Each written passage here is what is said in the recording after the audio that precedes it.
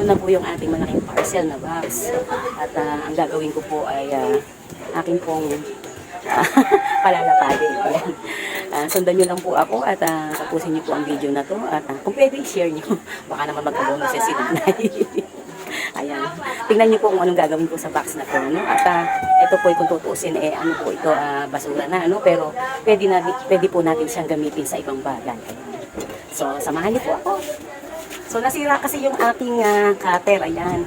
So, ang aking gagamitin ay yung chair. Ayan.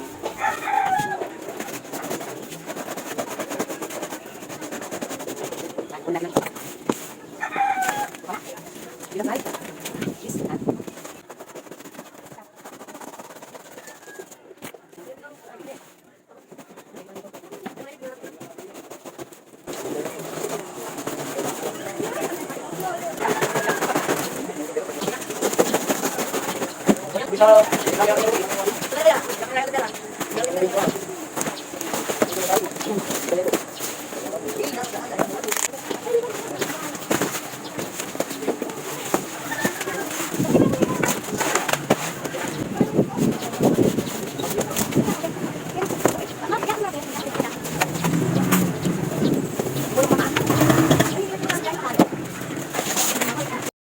Nakakapagod.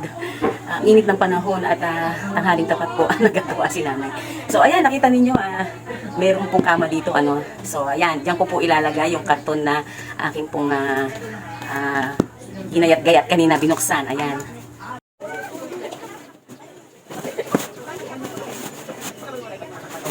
So ayan, dito po ilalagay ang karton para po hindi po mabali yung ating pong mga frame sa ilalim po ng kama, kasi kung manipis po yung mga tabla sa frame ay pwede pong mabali. So malaking tulong po yung mga karton kasi matigas po yung karton na galing po sa ibang bansa. At para pong plywood na rin po yun, yung 1/4 na 1/4 ba o 1/8 na plywood. Mas makapal siya, parang 1/4 na plywood po. Ganun po siya katigas. So eto pa po yung iba, no? So pwede natin ipatong-patong.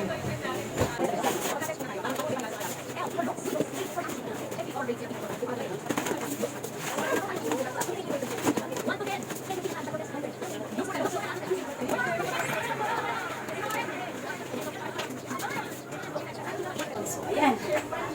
Ibay na po ang ilalim ng ating bed frame.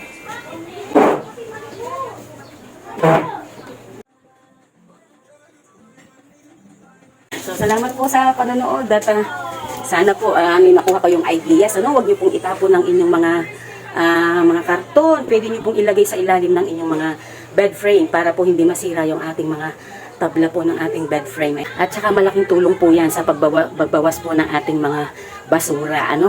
Basura na lang, may pakinabang pa. Maraming salamat, hiningal ako. Maraming salamat po sa panonood.